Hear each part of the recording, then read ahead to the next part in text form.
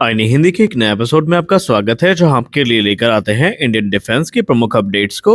और इस वीडियो में हम मुख्यतः बात करने वाले हैं HF-24 मारुत के बारे में। दोस्तों, मारुत वो एयरक्राफ्ट है जिसको हम सब काफी पसंद करते हैं, और सही मायने में जब भी इस एयरक्राफ्ट को हम देखते हैं तो हमारे अंदर जो गर्व की अनुभूति है वो होती है।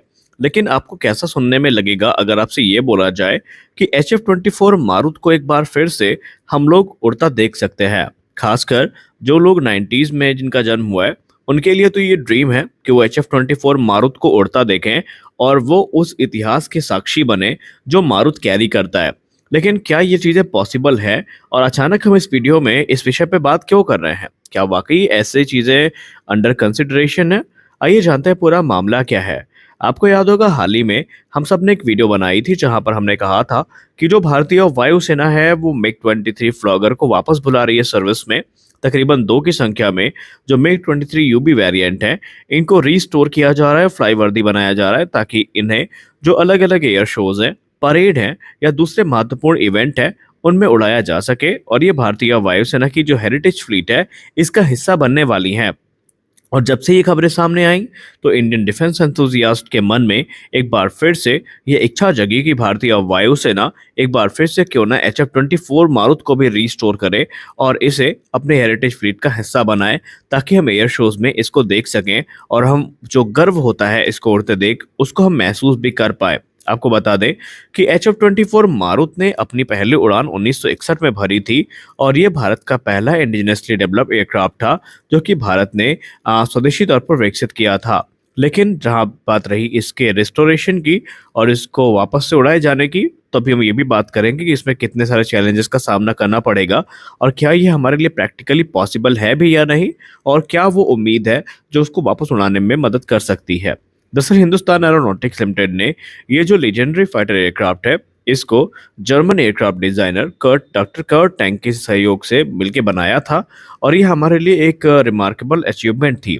लेकिन अनफॉर्चुनेटली जिस उद्देश्य के साथ मारुत को बनाया गया था वो उद्देश्य पूर्ण नहीं हो पाया, क्योंकि मारुत को as a supersonic fighter aircraft विकसित किया गया था इस उम्मीद के साथ कि ये सुपरसोनिक फ्लाइट को अटेन करेगा और एनिमी क्षेत्र में जा करके जो टारगेट्स इनको डिस्ट्रॉय करेगा और वापस आएगा।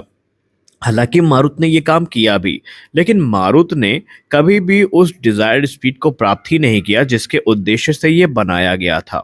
जी हाँ, मारुत के साथ एक बड़ी दिक्कत ये थी कि हमने एयरक्राफ्ट तो बना लिया और हमने इसको उड़ाना भी शुरू कर दिया, और एक अच्छे खासी संख्या में भारतीय वायुसेना को ये ज्वाइन भी किए, लेकिन ये कभी भी सुपरसोनिक स्पीड को प्राप्त नहीं कर सका, क्योंकि इसमें जो इंजन परफॉर्मेंस थी वो काफ़ी लिमिटेड थी। मारुत के लिए जो इंजन था वो काफ़ी ज़्यादा अंडर पावर्ड था, जिससे कि इसकी स्पीड और इंजन परफॉर्मेंस लिमिटेड थी। और ऐसे में जो मारुत था वो भले ही पायलट की पसंद बन के रह गया हो, लेकिन भारतीय वायुसेना को ना चाहते हुए भी 1980 के दशक में ही इन एयरक्राफ्ट्स को काफ़ी जल्दी ही रिटायर करना पड़ गया। हालांकि उससे पहले मारुत ने 1971 के युद्ध में पार्टिसिपेट किया था, जहां पर इसने बहुत सारे जो ग्राउंड अटैक मिशंस हैं इनको पूरा भी किया है, और पायलट्स इसको काफ़ी ज़्यादा पसंद भी करते थे। और इसके अलावा अगर हम पायलट्स और जो मैकेनिक्स थे इनके इंटरव्यूज़ की बात करें तो वो सब इसकी परफॉर्मेंस से काफ़ी खुश थे, और उन्होंने कहा कि काफ़ी रोबस्ट एयरक्राफ्ट था, काफ़ी एजाइल एयरक्राफ्ट था। बस दुख इसी बात का था कि इसके लिए हम जो उन्नत इंजन है वो नहीं ढूंढ पाए, जिसकी वजह से समय से पहले ही हमें इन एयरक्राफ्ट्स को रिटायर करना पड़ गया। अब सवाल ये उठता है कि HF-24 मारुत को रीस्टोर करने की जहां तक बात रही, तो ये कितना प्रैक्टिकली पॉसिबल है? क्या हम वाकई ये चीज़ कर सकते हैं या नहीं? बहुत सारे डिफेंस एंथुसियास्ट यही चाहते हैं कि मारुत मेक इन इंडिया इनिशिएटिव का असली प्रतिबिंब है, एक आधारशिला है, और हमें इसको वापस लाना चाहिए, क्योंकि इसने जो हमारी बढ़ती एरोस्पेस पावर है उसकी नींव रखी थी। लेकिन आपको बता दें कि मारुत को वापस स्काईज पे लाना अपने आप में एक बहुत बड़ा चैलेंज होने वाला है। हाँ, ये बात अलग है कि अगर ये उड़ता रहा या उड़ने के लायक हुआ तो हमारे लिए गर्व का विषय तो होगा, लेकिन आपको एक चीज़ पता होनी चाहिए कि इस प्रकार के एयरक्राफ्ट को वापस लाना ही अपने आप में बहुत बड़ा चैलेंज होगा। मारुत को रिवाइव करने में हमारे पास सबसे बड़ा जो चैलेंज होने वाला है वो ये है कि ये कई जनरेशन पुराना एयरक्राफ्ट है, और ऐसे में आप सबको पता है कि मारुत क्योंकि रिटायर हो चुके थे 1980 के दशक में ही, तो ना तो इनके पार्ट्स का मैन्युफैक्चरिंग अब होती है, और ना ही इसके लिए जो क्रिटिकल एवियोनिक्स है दूसरी चीज़ें हैं वो अब बनाई जाती हैं। तो उनको कैसे रिस्टोर करना है इसके लिए एक प्रॉपर रोड मैप की ज़रूरत होगी और उसके बाद ही ये जो कार्य है वो आगे बढ़ पाएगा।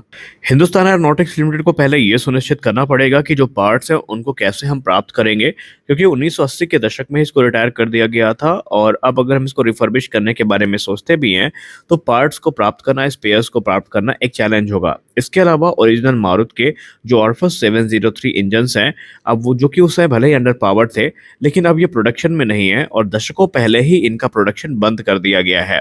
तो ये भी एक बड़ा चैलेंज होगा कि हम मारुति को पावर कैसे करेंगे। हालांकि ऐसा नहीं है कि ये एक इम्पॉसिबल टास्क है।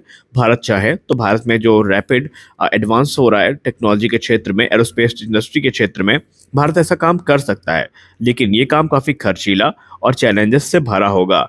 हमारे पास एडवांस मैन्युफैक्चरिंग टेक्निक है, हम रिवर्स इंजीनियर कर सकते हैं पार्ट्स को, लेकिन इसके लिए हमें जो पोटेंशियल पार्टनरशिप्स हैं वो काफ़ी मजबूत रखनी पड़ेंगी और हमें ऐसे ऑर्गेनाइजेशंस की ज़रूरत पड़ेगी जो कि एयरक्राफ्ट को रीस्टोर करने में महारत हासिल रखते हैं और भारत के इस प्रोग्राम में बढ़ चढ़ के भारत का सहयोग कर सके। हम यहाँ पर बात कर रहे हैं पब्लिक और प्राइवेट सेक्टर की संभावित पार्टनरशिप की, जो कि इस प्रोग्राम को एक नया रूप दे सकती है। अगर हम इस मामले के जानकार लोगों की बात करें और एयरक्राफ्ट इंजीनियरिंग के क्षेत्र से जो लोग आते हैं उनकी बात करें, तो उनका ये मानना है कि भारत ने पूर्व में भी ऐसा काम किया हुआ है और एयरक्राफ्ट का अगर बॉडी इंटैक्ट है तो उसको फ्लाई वर्दी बनाया जा सकता है। जैसे कि हम इस समय मिग 23, मिग 27 और मिग 21 के साथ कर रहे हैं कि इनको अभी हम जो एयर वर्दी है वो बना के रख सकते हैं, लेकिन हमारे पास जो मारुति है, अब क्योंकि वो दशकों पहले रिटायर हो गया है तो मेन दिक्कतें हमारे सामने पार्ट्स की ही आने वाली हैं। यही एक बड़ा चैलेंज होगा, लेकिन अगर ये कैंपेन शुरू की जाती है तो उन्हें इस चीज़ का पूरा भरोसा है कि भारत की जो डिफेंस कम्युनिटी है वो इसमें बढ़ चढ़ के सहयोग करेगी और ये हमारे लिए एक गर्व का विषय होगा कि मारुति जैसा जो एयरक्राफ्ट है वो एक बार फिर से हमें सामने देखने को मिलने वाला है।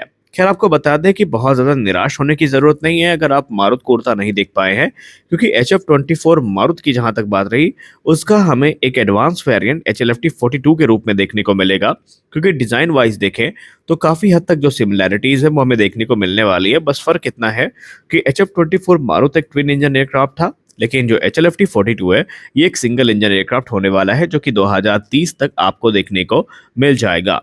लेकिन यहाँ पर फिर से वही बात रही कि जो लीजेंडरी फाइटर्स है इनको उड़ते देखने में जो मज़ा है, इनको उड़ते देख जो गर्व की अनुभूति है उसका कोई भी सानी नहीं है।